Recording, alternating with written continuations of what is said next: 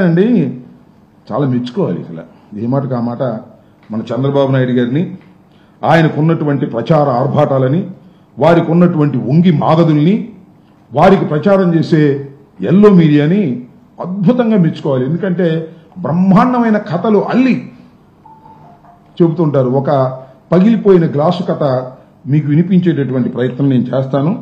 సావధానంగా ఇవ్వండి, కొద్దిగా పెచ్చుగా ఉంటుంది, అయినా పర్వాలేదు, ఓర్పుగా ఇవ్వండి. ఇక్కడ బండారు వెంట బయట పెడదాం. దావోస్ లో ఇన్వెస్ట్మెంట్ సమ్మిట్ కి వెళ్ళినప్పుడు ఒక హోటల్లో బస్ చేశారు. చంద్రబాబు గారి రూమ్ లో, చీఫ్ సెక్యూరిటీ వాళ్ళు వేరే రూమ్ లో, ఆఫీసర్స్ వేరే రూమ్ లో, ఇలా ఉన్నారు అందరూ. అప్పుడు -12 degrees టెంపరేచర్ లో ఆ రూమ్, హోటల్ రూమ్ వెంటిలేటర్ కొంచెం పగిలి మంచు మొత్తం లోపలికి వస్తే రాత్రంతా నిద్ర పట్టలేదు ఈ ఆఫీసర్స్ కి. ఇబ్బంది పడి రగ్గులు కప్పుకుని చాలా ప్రయత్నాలు చేసి హోటల్ స్టాఫ్ ఫోన్ చేసి ఏదో రాత్రంతా ఇబ్బంది పడి కొంచెం తెల్లవారుజాము నిద్రపోయారు. మగతగా నిద్ర పట్టింది. తెల్లారేసరికి లేట్ అయింది. వాళ్ళు లేచేసరికి లేచి చూడగానే చూస్తే వీఐపీ లేరు. సిఎస్ఓ ఫోన్ చేస్తే వీఐపీ లేరు, వచ్చారన్నారు. వీళ్ళు కంగారు వచ్చి గబగబా రెడీ అయిపోయి అప్పుడే ఎందుకు వెళ్ళిపోయారు అని చెప్పి వెళ్ళేసరికి ఇంకా స్టాల్స్ అన్ని ఓపెన్ కాలే. ఆంధ్రప్రదేశ్ స్టాల్ ఒకటే ఓపెన్ అయింది, మిగిలిన అన్ని అప్పుడప్పుడే వస్తున్నారు. అప్పటికే వచ్చినటువంటి కొంతమంది పారిశ్రామికవేత్తలు, ఫారినర్స్ ఆంధ్రప్రదేశ్ స్టాల్ దగ్గర ఉంటే వాళ్ళందరూ రగ్గులు, మఫ్లర్లు ఇవన్నీ కప్పుకుని ఉంటే పెద్ద పెద్ద ఇవన్నీ వేసుకుని అక్కడ అదే ఖద్దరు బట్టలతో అదే వ్యక్తి అలా కూర్చొని ఇన్వెస్ట్మెంట్స్ గురించి మాట్లాడుతున్నారు. ఆంధ్రప్రదేశ్ లో ఉన్న అవకాశాలు ఏంటి? ఈ ఆఫీసర్ సిగ్గుతో షై ఫీల్ అయ్యి వెళ్ళి, సార్ ఏంటి సార్ ఇంత ఎర్లీకి వచ్చేసారు, మా రూమ్ లో ఇలా జరిగిందంటే, అవును నా రూమ్ లో కూడా జరిగింది కదా సార్, మీరు ఇలా వచ్చారు ఎందుకు సార్, కొంచెం సేపు అంతా రావచ్చు కదా, ఎందుకు ఇంత చలిలో?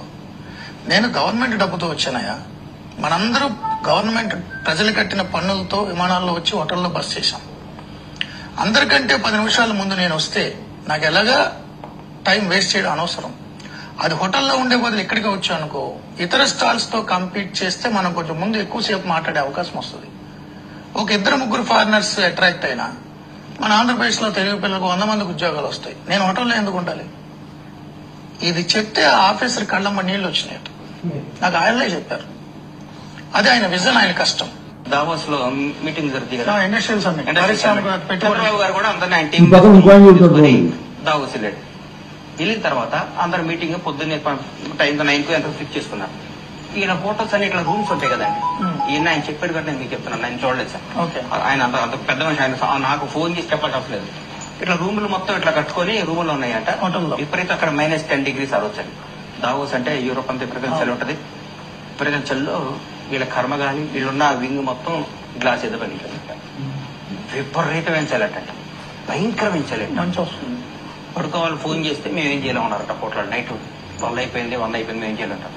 దుప్పట్లు కప్పుకొని, పరుపులు కప్పుకొని, నిద్ర పట్టక 4 5 ఆయన స్టాఫ్, ఆయనతో పాటు వెళ్ళిన ఐఏఎస్లు, ఐపీఎస్లు, పెద్ద పెద్ద ఆఫీసర్లు కానీ, చంద్రబాబు గారి సెక్రటరీ కానీ, సెక్యూరిటీ కానీ పడుకున్నారట. పడుకొని లేచాడు 9 అయిందంటే, అయ్యో టైం అయిపోయిందని గౌగోలు లేచి చంద్రబాబు గారు సిఎస్ ఫోన్ చేశారట. ఎక్కడున్నారు సార్ అంటే, సార్ మీటింగ్ లో ఇక్కడికి వచ్చారు, ఇక్కడ ఎగ్జిబిషన్ దగ్గరికి వచ్చారు అని చెప్పి వీళ్ళు రెడీ పరిగెత్తుకొని వెళ్ళారట.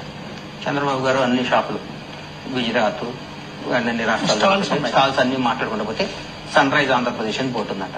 పోతే చంద్రబాబు గారు ఒకటే మామూలు షర్టు వేసుకొని ఒక చుట్టూ ఫారినర్స్ 10 మంది వేసుకొని చెప్తున్నట, ఆంధ్రప్రదేశ్ చాలా గొప్పది, మొత్తం సముద్రం ఉంది, 900 కిలోమీటర్ల సముద్రం ఉంది, మీరు పెట్టుబడులు పెడితే చాలా గొప్పగా ఉంటది, భూమి బద్దలైపోద్ది, అందరు రండి. ఆయనకు అలవాటే కదా, ఎవరిని బట్టి వాళ్ళని తెచ్చుకోవచ్చు ఇస్తున్నట.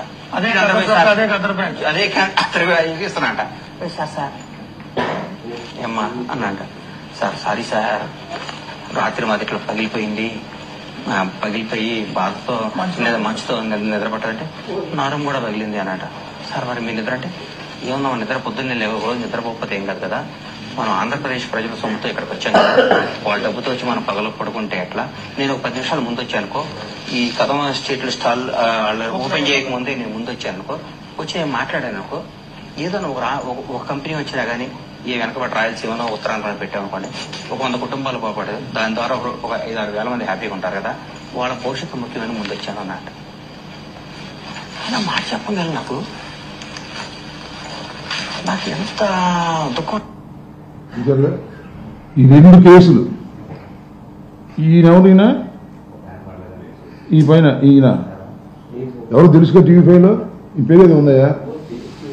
మూర్తి అనుకుంటే ఈయన పేరు. ఈ పక్కన గణేష్, బండ్ల గణేష్. ఈయన మూర్తి, బండ్ల గణేష్. ఇది ఎప్పుడుది?